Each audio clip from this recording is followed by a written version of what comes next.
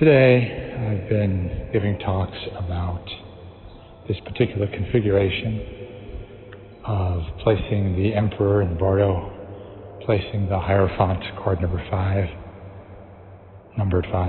in the call, the lovers, Adam and Eve, ejection from Eden in the trial, and for the return, the Chariot. We'll start with the card number 5, the Hierophant, even though the Emperor was the first card placed. And because we just started the call, Bardo is outside time and space, so we can't remember that. So things start at the call from my perspective. And as I said, you can talk about it as it's all about the call and allowing confusion, or we say it's all about the return and our ability to be humble and compassionate with our mixed feelings about unity with the divine or unity with eternity, the eternal. Now, the Hierophant and the number 5 is very interesting because if you look at 4, it's stable, it's a square. That's a very stable structure, in 4 elements. But if you go to 5, you see that as a stereotypical house with a point on top, or a pyramid with a square at the bottom moving up to a point on top.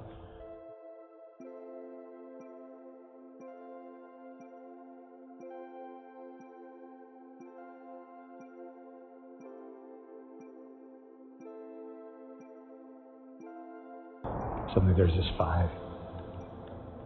And the 5th chakra,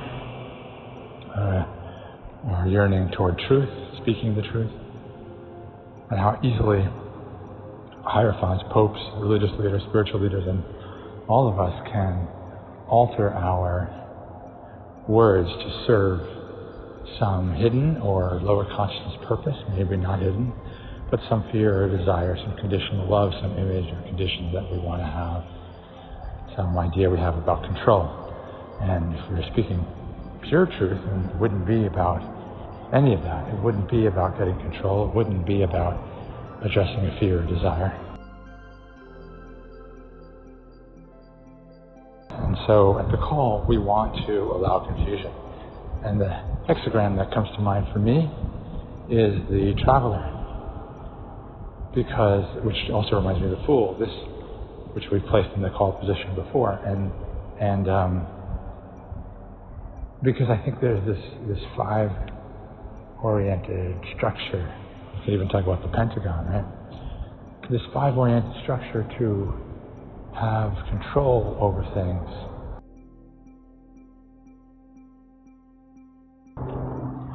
Maybe we decide, you know what, it's time to turn back, or it's time to take a break. I don't need to push this agenda, right? If you have someone on a chair that's elevated, whether literally or in a position of status, they want to hold on to that status. They may not be open to alternative views or being seen as bad in any way. They may crush any resistance. We see this in classrooms, and we see it in governments. And we see it in our own minds, too, with the fear of being vulnerable.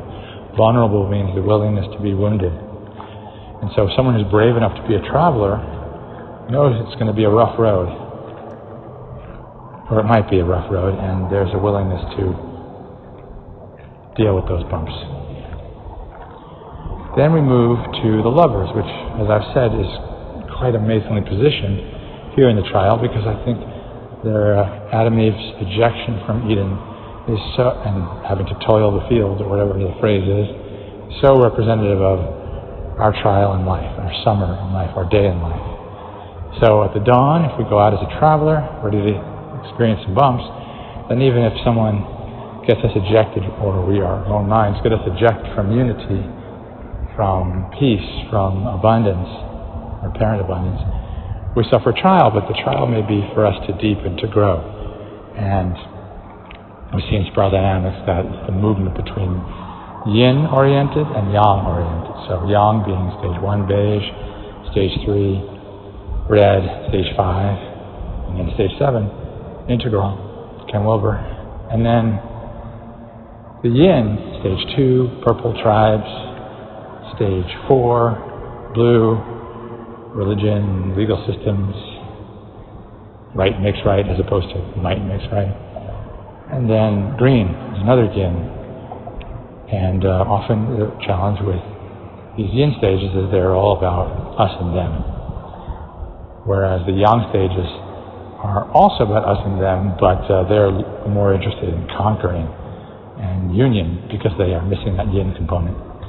In any case, we're at the trial, and there can be a sense of loss or things are out of control, and we miss the possibility that there's fullness and abundance. And someone can come at us, maybe someone who's full of religious language, but we don't feel they're embodying it, or spiritual language, and start quoting or putting things out there. But they sour the words because we know that, even if they don't know, that the words are just words to them. They're not actually embodied it. Because someone who's really embodying it would have new words, or would present the words differently, or would first meet you where you are before they start pontificating. Anyway. Then we move to the chariot. And it's not the charioteer, it's the chariot. And there's this urge, I think, we see to pave things over, make things easier for the chariot. The wheels don't want to encounter so many bumps. Maybe we're not sure the wheels can handle it. So we pave things over. That could be suppression. And I think one of the things that we're paving over at the return is we're paving over our fear of annihilation, of unification, of merging with the timeless, formless, losing our identity. And so that can drive this urge I've been talking about to pass something over the gap, to send some message. It's the negative adaptive child, negative free child, negative nurturing parent, negative controlling parent, casting on the Cartman drama triangle, and fixation, just trying to pass something over to the future self to say, hey, this is something you should judge or grasp or regret. This is something you should make sure you get, or make sure it is something that you should get rid of, or you should judge the other part for trying to get it, or whatever the message is it's trying to send. It's the judging, grasping, and regret aspect of the return. But there's potential energy there. If you see those thoughts arising and you're like, okay, but if these thoughts are arising, it means that I'm at the return. I'm about to enter the bardo. I'm about to enter the timeless between ticks of the clock, the latency period of the neurons. I'm about to enter emptiness. So what if I just send nothing? I don't even have to send faith, just send nothing. Like, I just surrender. I surrender. I don't know anything about judging or grasping or regret. I am clueless. I just don't know. And that's the relief that the trial was really looking for.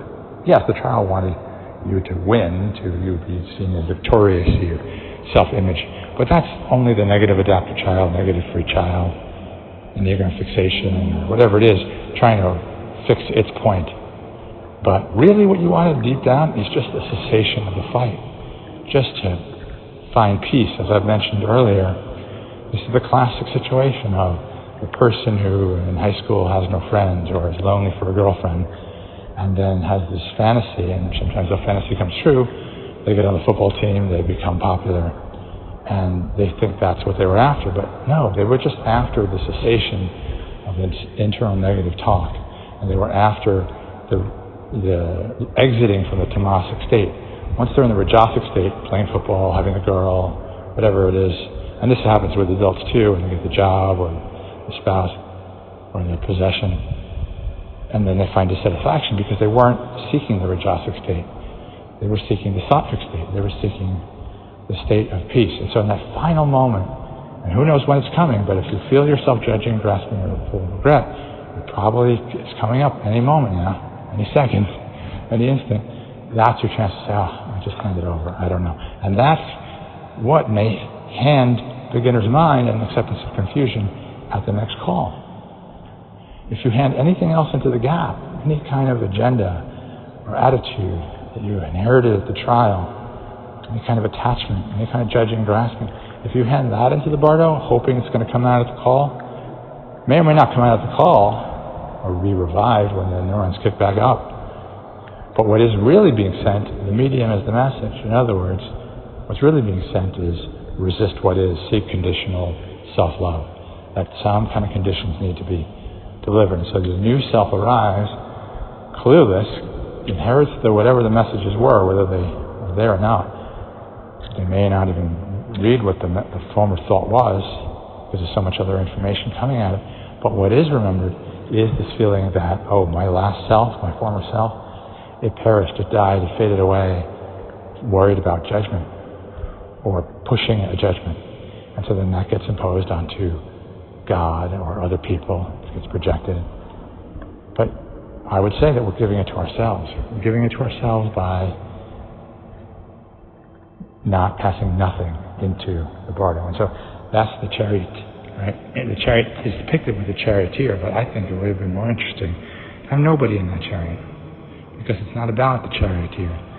It's about an empty chariot passing through a portal into no space to completely dissolve, like the transporter in Star Trek, and then be reformed as something new. And the emperor, unsure whether he's going to sit or stand, as per the Marseille deck,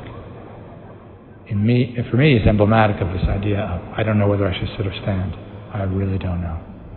I just am open to being moved by something higher self, God, and not carrying forth some agenda, some message from one of my lower consciousness identities, enneagram fixation, Cartman drama triangle, negative adaptive child, negative free child, etc. So it's all, I would say, about, if we look at the return as what it's all about entering that bardo. This is not just the moment of death. I'm talking about, this is happening all the time. With just saying, I don't know. I think there's potential energy here, but I don't know how to access it. I just know that I'm wasting it if I'm going to spend it judging, grasping, or full of regret.